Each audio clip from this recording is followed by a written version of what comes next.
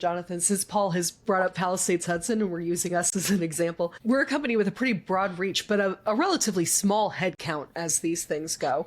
We're, under 30 people. So our team, people know each other. People all have a pretty hands-on relationship with the rest of their coworkers.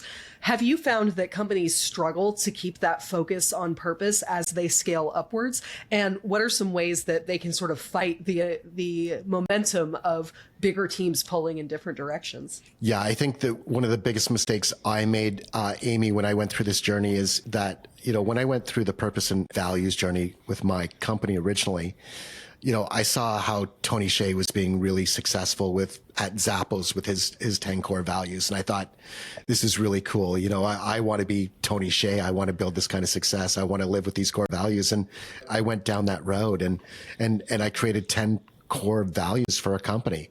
Yeah. And I realized that from an onboarding perspective and a culture perspective that I had gotten it terribly wrong.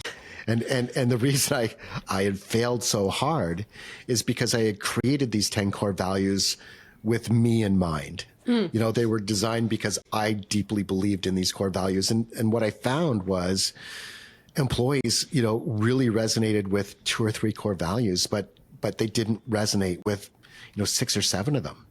And so I realized that it wasn't about quantity. It was about stepping back and really understanding who we were as an organization and what we deeply believed in. And I narrowed that list of core values down to 4. And so to answer your question, to remove complexity, you've got to simplify. And for us, it was not just about me anymore. It was bringing in the leadership team and having those really important discussions about who we were and why that mattered, not only internally, but externally. And so complexity is easy. We bring complexity into our workplace all the time. And we've got to focus on removing that clutter and making the message really clear over time. And purpose, of course, it's not a destination. It's a fixed point on the horizon you're never going to reach. Yeah. It's the north on the compass, right? Right. Yeah, exactly.